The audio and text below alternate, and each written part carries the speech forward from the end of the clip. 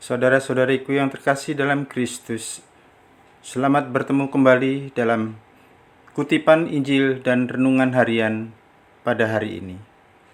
Salam sejahtera buat saudara-saudari semua dimanapun Anda berada. Damai dan sukacita oleh Roh Kudus melimpahi dalam hati dan kehidupan saudara-saudari semua. Amin. Saudara-saudari yang terkasih, sebelum kita mendengarkan sabda Tuhan hari ini, marilah kita berdoa.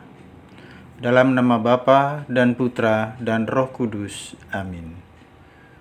Ya Yesus yang setia, Engkau menarik aku dengan tali kesetiaan dan mengikatku dengan kasih karunia-Mu, agar aku hidup menurut ajaran-Mu. Engkau tidak memanggil aku untuk sukses, tetapi Engkau memanggil aku untuk setia. Setia dengan pilihan hidupku saat ini. Semoga aku selalu mau belajar untuk menjadi murid yang taat pada kehendak Sang Guru, agar aku tak kehilangan sedikit pun upah mahkota keabadian yang telah Engkau sediakan bagiku, kini dan sepanjang segala masa. Amin. Bacaan pertama dikutip dari surat pertama Rasul Paulus kepada jemaat di Tesalonika, bab 5 ayat 1 sampai 6, ayat 9 sampai ayat 11. Saudara-saudara, tentang zaman dan masa kedatangan Tuhan tidak perlu dituliskan kepadamu, karena kalian sendiri tahu benar-benar bahwa hari Tuhan datang seperti pencuri di waktu malam. Bila orang mengatakan bahwa semuanya damai dan aman, maka tiba-tiba kebinasaan menimpa mereka seperti seorang wanita hamil ditimpa oleh sakit bersalin. Maka pasti mereka tak akan terluput. Tetapi saudara-saudara, kalian tidak hidup dalam kegelapan, sehingga hari itu tiba-tiba mendatangi kalian seperti pencuri, karena kalian semua adalah anak-anak terang dan anak-anak siang. Kita bukanlah orang-orang malam atau orang-orang kegelapan. Sebab itu janganlah kita tidur seperti orang-orang lain, tetapi berjaga-jaga dan sadarlah. Sebab Allah menetapkan kita bukan untuk mengalami kemurkaan, melainkan untuk memperoleh keselamatan oleh Tuhan kita, Yesus Kristus. Kristus telah wafat untuk kita, supaya kita tetap hidup bersama dengan Dia, entah kita berjaga, entah kita tidur. Maka dari itu, hendaklah kalian saling menasehati dan saling membina, sebagaimana memang sudah kalian lakukan. Demikianlah sabda Tuhan. Syukur kepada Allah. Mazmur tanggapan. Aku percaya akan melihat kebaikan Tuhan di negeri orang hidup. Refrain. Aku percaya akan melihat kebaikan Tuhan di negeri orang hidup. Tuhan adalah terang dan keselamatanku. Kepada siapakah aku harus takut? Tuhan adalah benteng hidupku.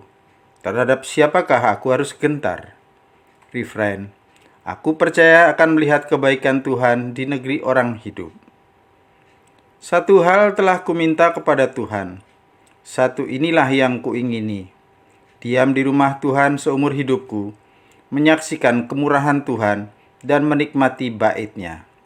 Refrain. Aku percaya akan melihat kebaikan Tuhan di negeri orang hidup.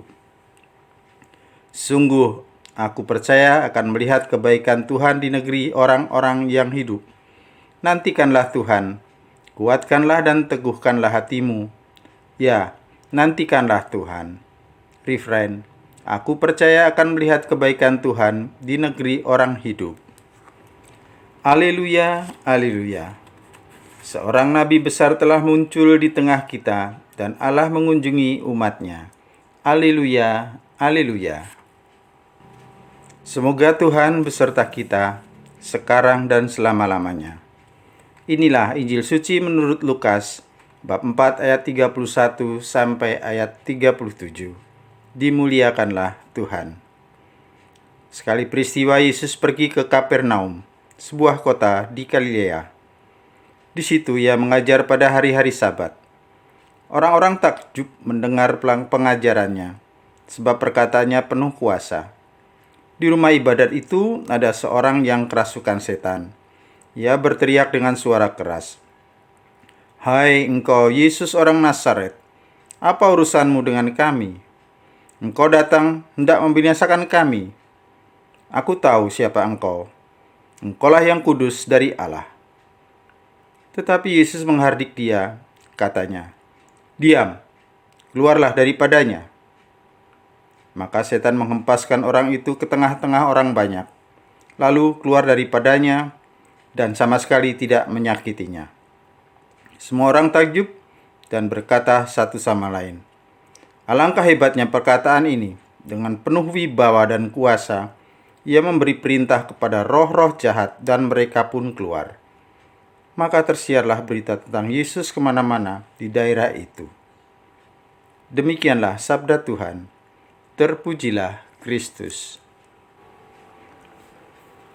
Saudara-saudariku yang terkasih dalam Kristus,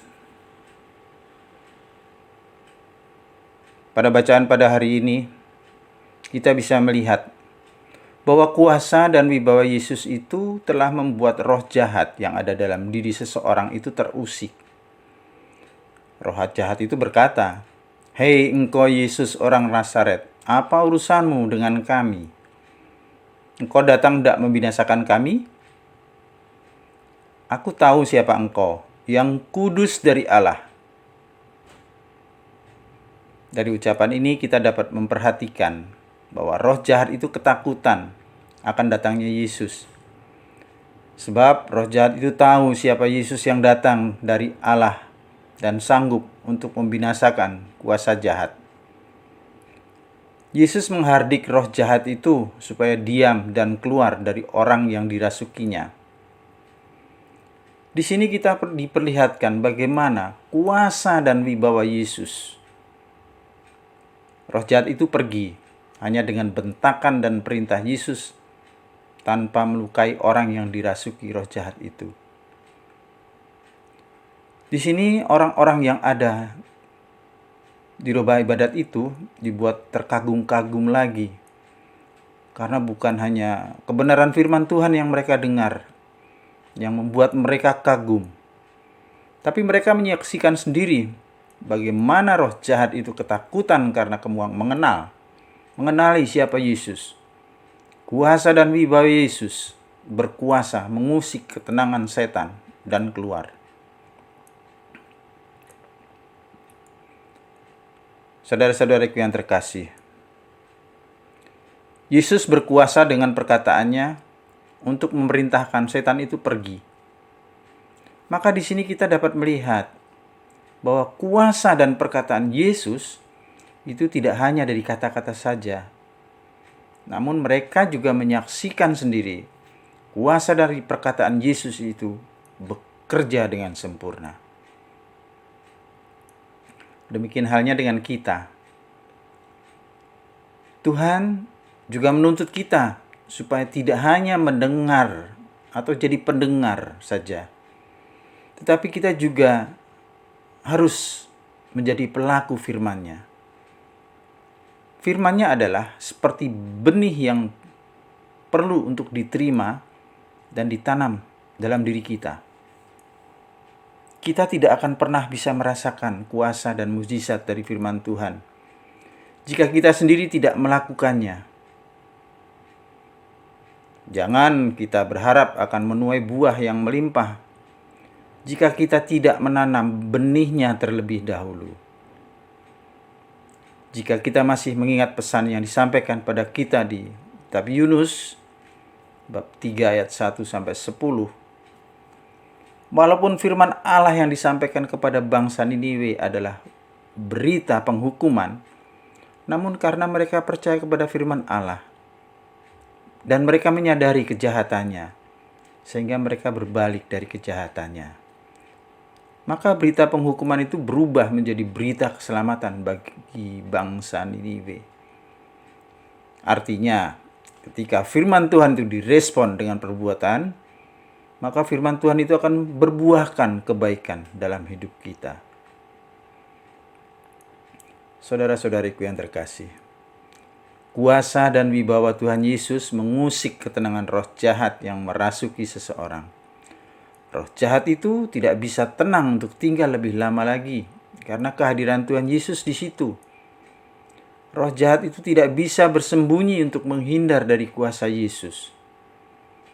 Roh jahat itu terpaksa untuk menunjukkan kehadirannya yang telah merasuki seseorang karena takut untuk dibinasakan.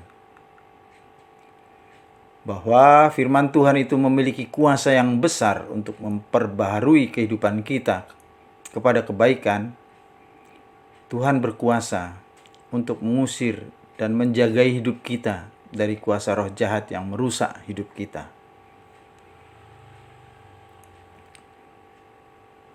Tuhan Yesus menjelaskan kepada kita bahwa manusia dapat diibaratkan seperti rumah tempat tinggal yang sangat disukai oleh roh-roh jahat.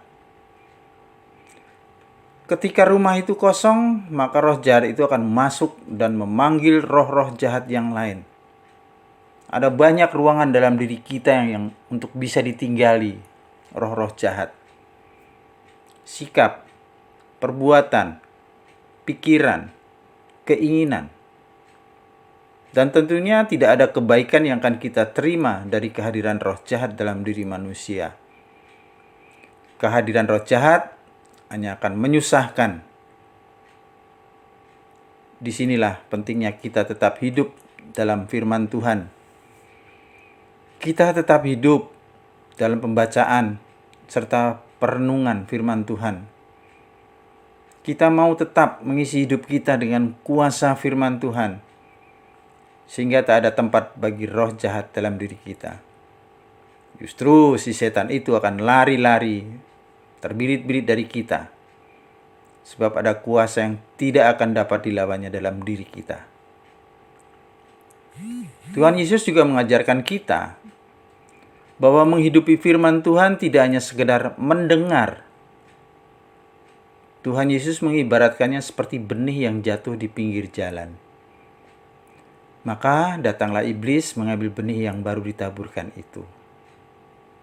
Nah, agar firman Tuhan itu dapat tinggal dan bertumbuh dengan baik dalam diri kita, maka kita harus menempatkan firman Tuhan dengan tepat dalam hidup kita. Artinya, ada kesungguhan untuk mau memahami serta menghidupi firman Tuhan, sehingga kita harus memohon pertolongan, hikmat dari Tuhan untuk mengerti serta memahami firman-Nya. Kita bersyukur atas anugerah Tuhan yang memberitakan firman-Nya yang penuh kuasa itu dalam diri kita. Ketika kita menghidupi kebenaran firman Tuhan, maka kita akan takjub bahwa firman Tuhan itu adalah Dia, Tuhan Yesus, yang berbicara kepada kita untuk membimbing serta menuntun hidup kita. Firman Tuhan yang akan selalu memberi kita kekuatan, semangat, sukacita, dan pembaharuan sikap serta perbuatan kita.